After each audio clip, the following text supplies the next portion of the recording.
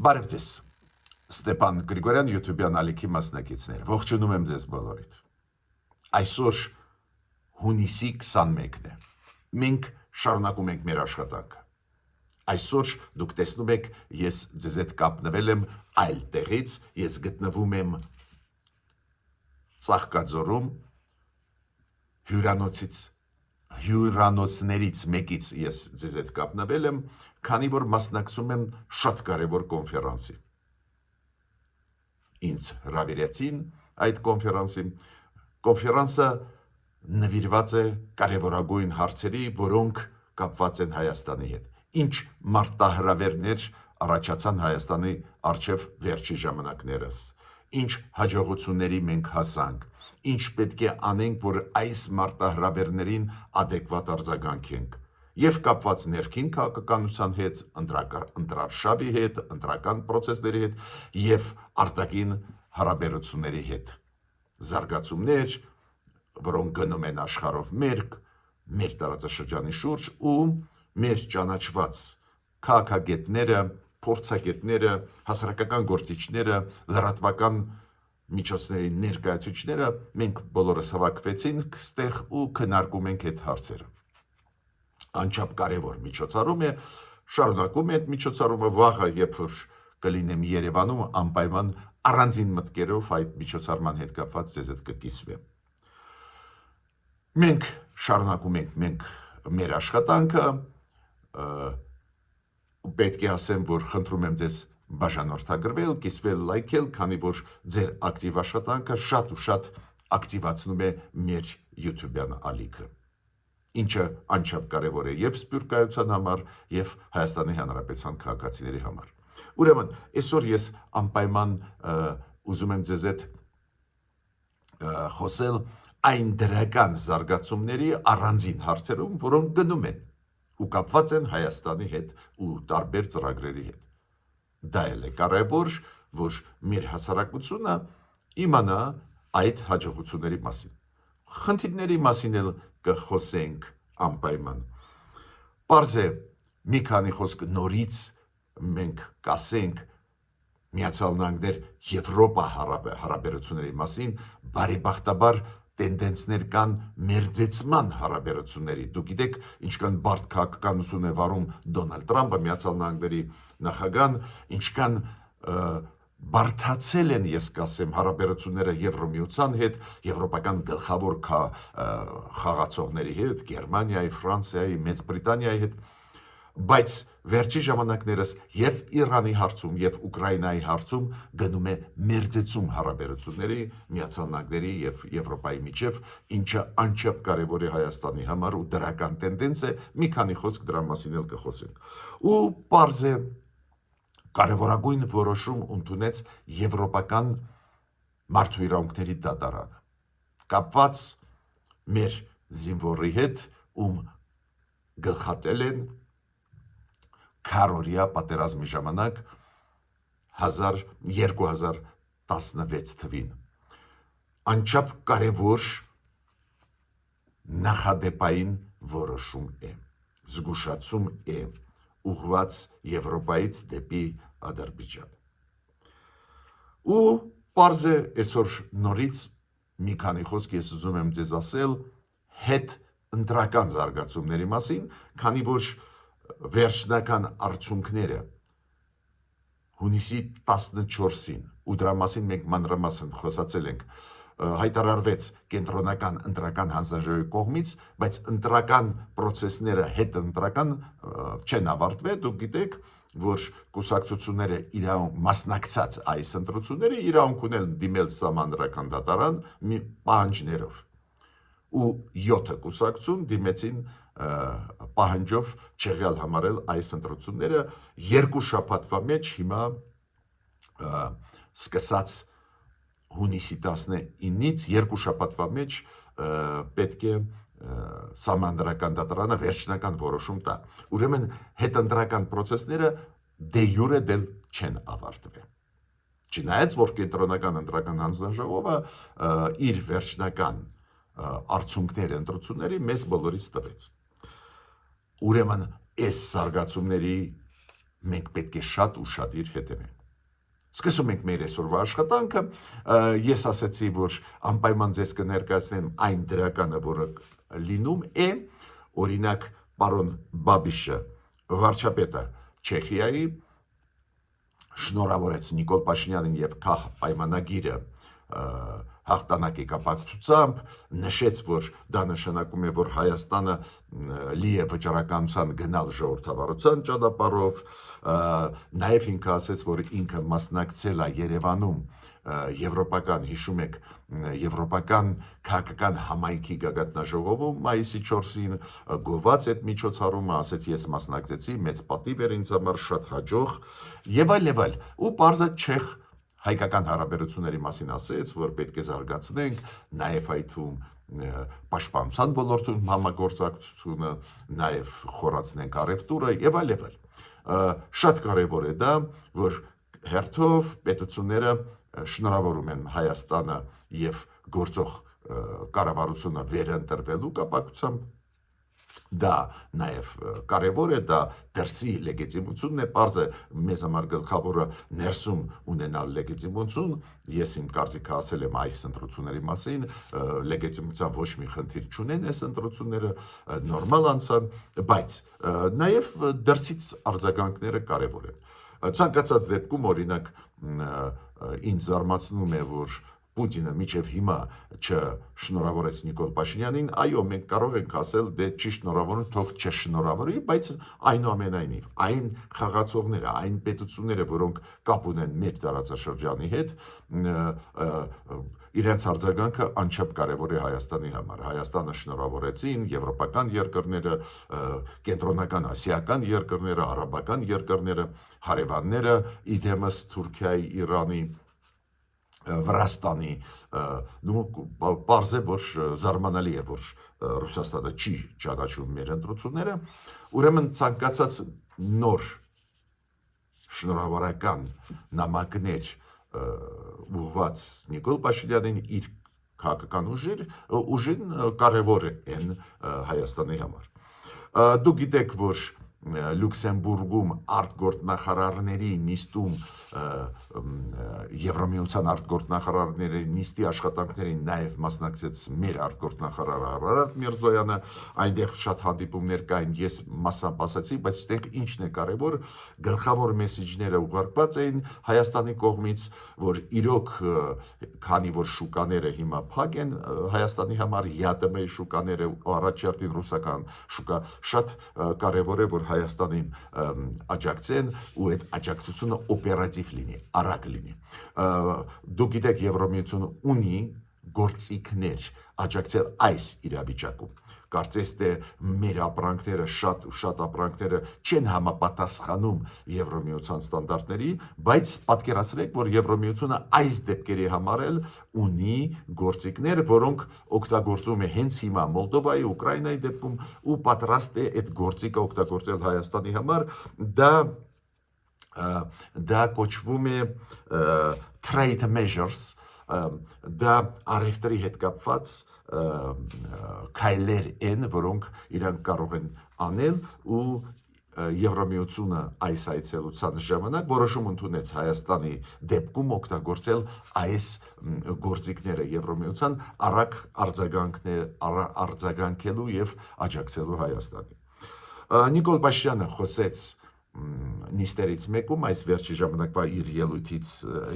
ելույթներից ժամանակ եւ կառավարության նիստերի ժամանակ խոսեց TRIP ծրագրի մասին, Դոնալդ Թրամփ ծրագրի մասին, ինքը ասեց, որ սկսվում է process իրականացման այս ծրագրի, Միացյալ Նահանգները ինքը ասեց ստեղծեցին հիմնադրամ, որի շնորհիվ հենց գումարներ կհավաքվեն իրականացնելու համար, ինքը ասեց պարզը Հայաստանը իր նման կդնի այդ հիմնադրամի ու ինքը ասեց այն պայմանագրերը, որ կնքվեցին ամերիկացիների հետ պետք է անցնեն ռատիֆիկացիոն փուլեր, ու պարզա մեզ մոտ դուք գիտեք այս ազգային ժողովի լիազորությունները ավարտվեցին, օգոստոսի 2-ից նոր ազգային ժողովը կմտնի իր լիազորությունների մեջ, Եթե չլինեն ինչ-որ արտակարգ իրավիճակներ, օրինակ, եթե Սահմանադրական դատարանը չեղյալ չհամարի ընտրությունները, ես չեմ կարծում, որ չեղյալ կհամարի, բայց եթե ֆորս մաժոր բաներ չլինեն, մեր ազգային ժողովը նոր գումարման ազգային ժողովը կսկսի աշխատանքները օգոստոսի 2-ից, ուրեմն ռատիֆիկացիան մի քիչ կդանդաղի ամերիկացիների հետ այդ պայմանագրերի, բայց Նիկոլ Փաշինյանը ասեց, չնայած որ ռատիֆիկացիան մի քիչ դանդաղում է, ցանկացած դեպքում մենք սկսում ենք իրականացում։ Դա կարելի է միայն ողջունել, ու ես ավելին ասեմ, եթե մենք չսկսենք արագ իրականացնել TRIP ծրագիրը, ես չգիտեմ այդ ծրագրի հետ ինչ է լինելու։ Քանի որ մենք շատ կարող ենք խոսել դրական կողմերի TRIP ծրագրի, խնդիրների մասին, շատ ու շատ գովանք այդ ծրագիրը, առաջ փորձենք բրթել եւ այլ, եթե կառավարությունը չսկսի իրականացնել, դա խոսակցության մակարդակով է մնալու։ Ես կարծում եմ այս ընտրություններից հետո իրոք կառավարությունում շատ լուրջ տրամադրություններ կան ակտիվացնել բոլոր ծրագրերը։ Դուք հիշում եք, ես ձեզ պատմել եմ, որ Հյուսիս-Հարավ ծրագրի հետ կապված շատ արագացման հիմա process-ները միացվել են կառավարության կողմից։ Քանի որ աշխարհը սիրում է փաստի առաջ կանգնել։ Այ երբ որ մենք TRIP ծրագրերը սկսենք իրականացնել, նոր ռեալություններ։ Ու այդ ռեալությունների հետ հաշվի կնստեն նույնիսկ չուզողները, որ այդ ծրագիրը իրականացվի։ Օրինակ Ռուսաստանը չի ուզում, որ այդ ծրագիրը իրականացվի։ Ես չեմ բացառում, որ Իրանն էլ հիացած չի այդ ծրագրից, բայց իրենք փաստի առաջ է որ կանգնենք, այդ փաստի հաշվարկով կսկսեն մեզ հետ խոսել։ Նիկոլ Փաշինյանը նաև հիմա սկսեց զբաղվել ավելի ակտիվ COP17 այս մեծ գագաթնաժողովի ՄԱԿ-ի մեծ ծրագրի հետ կապված, որը կենսա բազմազանության հետ է կապված, այս մեծ գագաթնաժողովը, որը Հայաստանում պետք է անցնի օկտեմբեր-նոյեմբերին, 150 թե 160 երկրներից պետք է պատկերակություններ լինեն, էկոլոգները գրեթե ամբողջ աշխարհից կգան, ու տասնյակ հազարավոր մարդիկ Հայաստան պետք է գան, ու մեծ այդպես process է, ու պաշտոնական մասը շատ կարևոր է այդ process-ի, Նիկոլ Փաշինյանը հիմա այդ հարցերով ավելի ակտիվ սկսել զբաղվել, ուսումնասիրել ինչ է կառուցվում, ինչ է արված, ինչ չի արված, ֆիզիկապես դա գրեթե ամբողջ Հայաստանով կանցնեն այդ տարբեր միջոցառումներ կապված COP17-ի հետ, դա ՄԱԿ-ի կարևորագույն ծրագրերից է։ Ուրեմն ստեղ էլ պարզ է, մենք պետք է լավ անցկացնենք, ոնց անցկացրեցինք եվրոպական քաղաքական համայնքի այդ գագաթնաժողովը։ Անչափ կարևոր է, երբ որ դու բարձր մակարդակում անցկացնում ես, դա ցույց է տալիս քո հնարավորությունները, քո երկրի կարողությունները։ Հիմա հայ ժողովրդի համար շատ կարևոր որոշում ընդունեց Եվրոպական մարդու իրավունքների դատարանը։ Ոչ ոք չի կարող մեզ մեղադրել, որ մենք դրա մեջ լումա ունենք, ոչ մի լումա չունենք, կոնկրետ մարդիկ բողոքով մտան Եվրոպական մարդու իրավունքների դատարան, մեր կառավարությունը երրորդ կողմ էր ստեղ,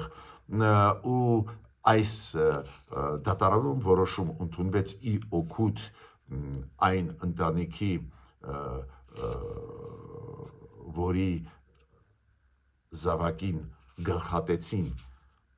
4-օրյա պատերազմում, ադրբեջանցիք դատարանը որոշում ընդունեց, որ իրանք պետք է կոմպենսացնեն 90,000 եվրո այս ընտանիքին, ովքեր որդեկորուստ ընտանիք են, հարազատների։ Հարցը այդ փողի մեջ չի, ինձ հավատացեք, ստեղ կարևոր է, որ Եվրոպական դատարանը ասեց, որ վայրագությունները չի հանդուրժի։ Դա եղել է 2016 թվին քարորյա պատերազմի ժամանակ, երբ որ ադրբեջանցիք գերի վերցրեցին մեր զինվորներին ու մեկին գլխատեցին, դաժան վարվեցին, ես հիմա չեմ ուզում խորանալ, այսօր էլ ցավակցում եմ հարազատներին այդ զինվորի, բայց ուզում եմ ասել, Եվրոպական մարդու իրավունքների դատարանը շատ կարևոր որոշում ընդունեց։ Դες անընդհատ Եվրոպան հիշեցնում է Ադրբեջանին։ Ասում է, տեսակ, մենք ողջունում ենք խաղաղության process-ը Հայաստան-Ադրբեջան։ Տեսակ, մենք ողջունում ենք փոխադարձ քայլեր, որ արվում են Հայաստանի կառավարության կողմից եւ Ադրբեջանի կառավարության կողմից։ Բայց մարդու իրավունքների ոլորտի հետ կապված դաժան քայլերը արված Ադրբեջանի ռազմականների կողմից, զինվորականների կողմից չի ներվի։ Այս ձևի երևույթներ կքննադատվեն, կդատապարտվեն։ Նայեք Ադրբեջանի արձագանքը, կասկածում եմ, որ իրանք այդ ֆինանսական փոխհատուցումը կտան, կասկածում եմ ես, քանի որ դա ավտոմատ նշանակում է, որ իրանք ընդունում են, որ այդ դաժանությունները արել են, բայց ցանկացած դեպքում ես հատուկ ուզում եմ դրա վրա ուշադրություն դարձնել։ Լինելով մեծ կողմնակից խաղաղության process-ի Հայաստան-Ադրբեջան, լինելով մեծ կողմնակից, որ մենք իրոք փորձենք կառուցել հարաբերություններ Ադրբեջանի հետ, փորձենք իրոք խաղաղության պայմանագիրը ի վերջո ստորագրության մատնել, կոպիտ ասած, որ այդ պայմանագիրը խաղաղության Ադրբեջանի հետ վերջնականորեն ստորագրվի, անենք մեր քայլերը, Ադրբեջանը իր քայլերը, ես մեծ կողմնակից եմ, բայց հանցագործությունները պետք է միշտ դատապարտվեն։ Դա է երաշխիքը, որ խաղաղությունը կլինի կայուն։ Ուրեմն բարձր եմ գնահատում Եվրոպական մարդու իրավունքների դատարանի այս որոշումը։ Ես ուղղակի մի քանի խոսք ուզում եմ ասել, դուք գիտեք, հուշագիրը ստորագրեցին ամերիկացիք իրանցիների հետ ամսի 18-ին։ 19-ին պետք է Շվեյցարիայում հանդիպում լիներ, չկայացավ այդ։ Հետո ասացին, որ 29 կլինի 3։ Ես չունեմ ինֆորմացիա, կայացավ այդ հանդիպումը Միացյալ Նահանգներ Իրան։ Բարդ է գնում process-ը։ Մի կողմից կարծես թե ստորագրեցին, ինչը ուրախացնում է ամբողջ աշխարհը ու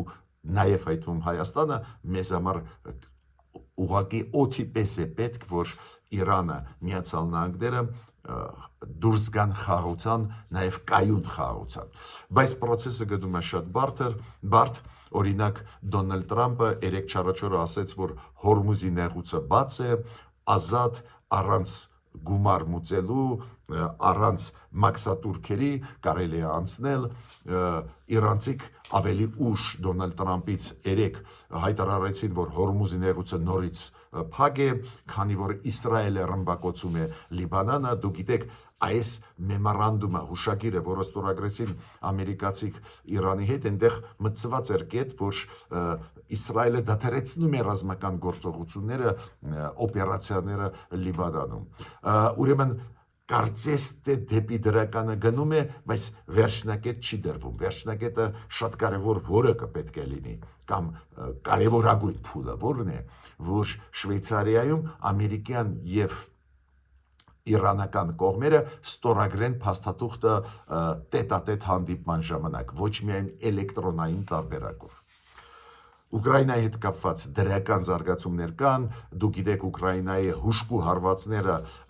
մարտական դրոններով Ռուսաստանի նավթամշակման գործարանների վրա, գազային կենտրոնների վրա, Ուկրաինան շատ լուրջ հակահարվածներ է տալիս, բայց այստեղ նաև շատ կարևոր է, որ Միացյալ Նահանգներ, Եվրոմիություն մերձեցում է գնում։ Մեծ 7-նյակի ժամանակ ես դες ասացի, բավական լավ համատեղ աշխատանք կատարեցին Դոնալդ Թրամփը եվրոպացիների հետ ու ինչն է ստեղ հետաքրքիր, եվրոպացիք համաձայնվեցին աջակցել Դոնալդ Թրամփին Հորմուզի նեղուցի բացման հարցում, քանի որ այնտեղ ականներ լիքը կան, ջրային ականներ, ծովային ականներ ու մեծ աշխատանք պետք է կատարվի, եվրոպացիք համաձայնվեցին աջակցել, ամերիկացիք էլ Դոնալդ Թրամփը դա գնահատելով Ուկրաինայի դեպքում անցավ միանշանակ Ուկրաինայի կողմ պահանջեց Ռուսաստանի դադարեցնել ռմբակոծել բնակելի շենքերը, նույն Կիևում սանկցիոն քաղաքականությունը ուժեղացրեց Դոնալդ Տրամպը, ուրեմն ստեղել դրական տենդենսներ կան, որոնք նաև մեզ համար են շատ կարևոր։ Մեզ պետք է որ Դոնալդ Տրամպը աշխատի եվրոպացիների հետ, քանի որ ծրագրերը, որոնք արվում են Հայաստանում, եվրոպացիների կողմից, Դոնալդ Տրամպի կողմից չպետք է իրար հակասեն։ Ու մի քանի խոսք առանձին բացասական երևույթների մասին։ Ես միշտ դրա մասին խոսում եմ, կամ պարբերաբար խոսում եմ, որ մենք զգուշ լինենք։ Օրինակ, դուք գիտեք, Գյումրիում կա Մայր Հայաստան հուշահամալիր, այնտեղ երկրորդ համաշխարհային պատերազմի հերոսներին կամ հերոս քաղաքներին նվիրված բան կանեն, համապատասխան արձաններ կան, ու ինչ որ մարդ կոպիտ ասած վանդալիզմ կատարեց, այնտեղ ինչ որ տարրեր պոկած էին այս հուշահամալիրի կոմպլեքսի բաներից։ Անկեղծ ասած, ես շատ զարմացած էի, որ մեզ մոտ այս ձևի երևույթ կարող է լինել արձանների դեմ, ասենք, պայքար, էդ էլ հաշվի առնելով, որ երկրորդ համաշխարհային պատերազմում ֆաշիզմի դեմ պայքարում հայ ժողովուրդը հզոր լումա ունի, լրջագույն լումա ունի, նաև այդում սովետական միության բանակի միջոցով։ 5 մարշալ տրված փոքր ազգը, պատկերացրեք, մենք տվեցինք 5 մարշալ։ Ու այս ձևի երևույթ, որ ինչ որ մարդ վանդալիզմ կատարելով ինչ որ վնաս հասցրեց այդ Մայր Հայաստան Գյումրիում գտնվող հուշահամալիրին, ուղղակի անթույլատրելի է, շատ լավ է, որ մեր պատկան մարմինները քննչական ոստիկանությունը արագ բռնեցին այդ մարդուն, բայց ցանկացած դեպքում դա մեզ չի սազում, մենք քաղաքակրթություն բերած ազգ ենք այս աշխարհ։ Մենք հարգում ենք այդ պայքարը ֆաշիզմի դեմ, մենք մեծ լումա ունենք,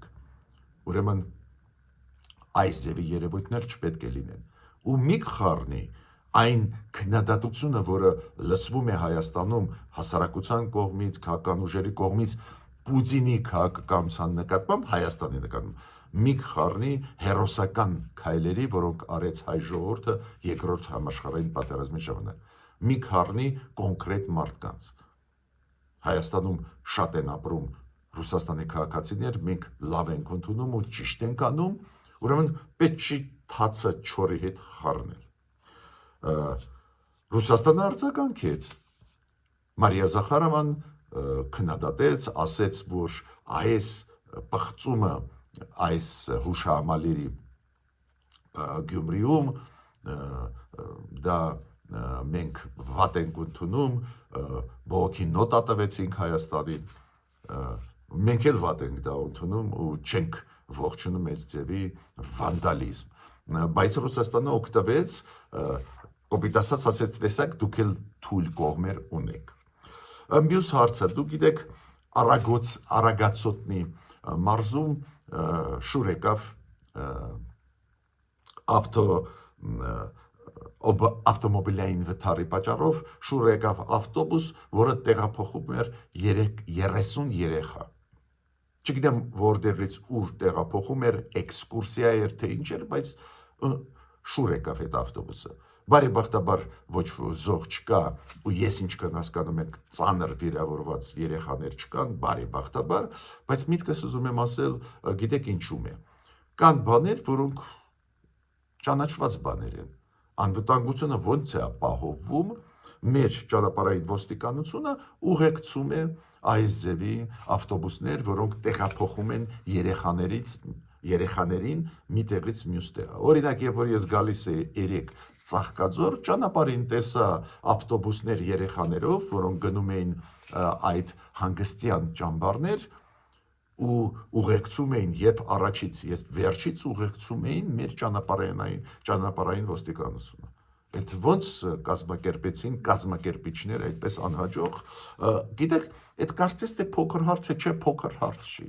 Այև որ մենք ասում ենք, որ մենք գնում ենք Եվրոմիություն ու պետք է գնանք դեպի Եվրոմիություն, քանի որ այնտեղ կան ստանդարտներ։ Թողնենք մի կողմ հիմա արժեքային համակարգը, որ Եվրոմիությունը դա ազատությունների շատ կարևոր տարածք է, քաղաքական ազատությունների եւ այլ, խոսքի ազատություն, բայց բացի դրանից դա ստանդարտներն են։ Ասենք Եվրոմիությունում գնացեք ուսումնասիրեք, ստանդարտներ կան, բացառվում է, որ ավտոբուսում նստած լինեն 30 թե 50 երեխա, որ այդ ավտոբուսը իր խոդով գնա։ Այդ ստանդարտները մենք պետք է սովորենք քայլ առ քայլ Եվրոմիությունից։ Ու մի քանի խոսք ներքին քաղաքականության զարգացման։ Դուք գիտեք, որ 3 չարաչորը հունիսի 19-ը այդ վերջի օրն էր, երբ որ կուսակցությունները, ովքեր մասնակցել են այս ընտրարշավին, այս ընտրություններին, որոնք անցան հունիսի 7-ին, կուսակցությունները իրավունք ունեն բողոք ներկայացնել սահմանադրական դատարան կապված արդյունքների հետ։ Սահմանադրական դատարանը այդ բողոքների հիման վրա պետք է ուսումնասիրություն սկսի ու որոշում ընդունի։ Կամ սահմանադրական դատարանը ընդունում է կենտրոնական ընտրական հանձնաժողովի վերջնական որոշումը, որը կատարվեց հիշում եք հունիսի 14-ին, կամ երկրորդ փուլ հայտարարի, որ երկրորդ փուլ անցկացվի, կամ չեղյալ համարի այս ընտրությունները ու նոր ընտրություններ նշանակի։ Էսա սահմանադրական դատարանի լիազորությունները այս հարցում։ Ու 7 կուսակցություններ այդ բողոքները ներկայացրեցին սահմանադրական դատարան, ինչքան հասկացա, ֆիզիկապես հասցրեցին մինչև հունիսի 19-ը ներկայացնել։ Նու գոնե հրապարակային մեզ ասում են, որ բողոք ներկայացրեցին վերանայելու, չեղյալ համարելու ընտրությունները 7 կուսակցություններ, Ուժեղ Հայաստան, Հայաստան դաշինքները, Բարգավաճ Հայաստան, ԴՕԿ կուսակցությունը, Միասնության թևեր, Նոր ուժ եւ Հանուն Հանրապետության։ Հանուն Հանրապետությանի դեպքում մի քիչ զարմանալի է, կարծես թե իրանք կողմնակից են Նիկոլ Փաշինյանի քաղաքապայմանագրի, այդպես էին մասնակցում, բայց իրանք էլ բողոք ներկայացրեցին, բայց իրանց բողոքը այլ բովանդակություն ունեն, իրանք ասում են, որ քանի որ ռուսամետ ուժերը օգտագործում են լայնամասշտաբ օգտագործում էին այդ ընտրակաշառքները, ուրեմն դրա պատճառով պետք է վերանայել արդյունքները ընտրությունների, չեղյալ համարել, նշանակել նոր ընտրություններ ու զրկել այդ ուժերին իրավունքից մասնակցել ընտրությունները։ Ես այդպես եմ հասկանում այս կուսակցության բողոքը։ Ինձ ճիշտ ասած մի քիչ զարմացրեց, որ այս բողոքը չեղյալ համարել ընտրությունները չներկայացրեցին Լուսավոր Հայաստանը, ՀԱԿ-ը, Հայ ազգային կոնգրեսը եւ Գուրգեն Սիմոնյանի կուսակցությունը, քանի որ իրանք գրեթե նույն ձևի քննադատում էին, ինչ քննադատություն ուղղում էին այս ընտրությունների ռուսամետ ուժերը, ու ավելին իրանք ասում են, որ լեգիտիմություն այս ընտրությունների չեն ճանաչում, ու գոնե իրանց հայտարարություններից ես այդ եզրակացության եկա, բայց ստեղ իրանք չմիացան սահմանադրական դատարան տալու բողոք, դժվար է ասել ինչի հետ է դա կապված, ես կարծում եմ իրանք բացատրություն կտան։ Հիմա Քոչարյանը, Ռոբերտ Քոչարյանը պարզ է միշտ էլ ես կասեի այդպես բացատրություն է տալիս Ռուսաստանի քայլերի, փորձում է արդարացնել, օրինակ ինքը ասում է ինչու պետք է Պուտինը շնորհավորեր Նիկոլ Փաշինյանին կամ պայմանագիրը, եթե պրոռուսական ուժերին Հայաստանում ընտրությունների ժամանակ ճնշում էին ու ինքը ասեց ինչ է պրոամերիկան կշնորհավորեր, եթե պրոամերիկյան ուժերին ճնշեին այս ընտրությունների ժամանակ, մոտավորապես այս ձևի մտքերով մեզ հետ կիսվեց, Ռոբերտ Քոչարյանը ասեց, որ այն կոչը Սամվել Կարապետյանի, որ միավորվեն բոլոր ընդդիմադիր ուժերը ինքը ընդունում է, համարում է ճիշտ դա, եւ դուք գիտեք, որ Սամվել Կարապետյանը ասեց, որ եւ հանրահավաքներ իրանք կնախաձեռնեն եւ բող կներկայացնեն կենտրոնական ընտրական հանձնաժողով չեղյալ համարելու ընտրությունների արդյունքները եւ իրավական դաշտում հետեւական կպայքարեն, որ այս ընտրությունները չեղյալ համարվեն, այս դեպի բաներ մեսեջներ ինքը ուղարկեց, գիտեք այդպես տպավորությունն է, որ մարդիկ մտածում են, որ ժողովուրդը դուրս կգա փողոց մի իրանց կոչով։ Հունիսի 7-ից անցավ 14 օր, 2 շաբաթ անցավ, 2 շաբաթ անց ինչու պետք է ժողովուրդը դուրս գա, եթե ժողովուրդը այդքան ուժեղ դժգոհ լինել ընտրություններից, չերել սպասի Սամվել Կարապետյանի կոչին կամ այլ պրոռուսական ընդդիմադիրների կոչին ուղղակի դուրս կգար փողոց։ Ուրեմն այս արհեստական ինչ որ փորձ սրել հարաբերությունները կա սահմանադրական ճանապարհ, դիմեցիք սահմանադրական դատարան շատ լավ, թող սահմանադրական դատարանը ուսումնասիրի ու վերջնական ընտրությունների արդյունքների մասին ասի, պետք չի ապակայունացնել Հայաստանը։ Ես ավարտեցի իմ ելույթը, միջ նոր հանդիպումներ։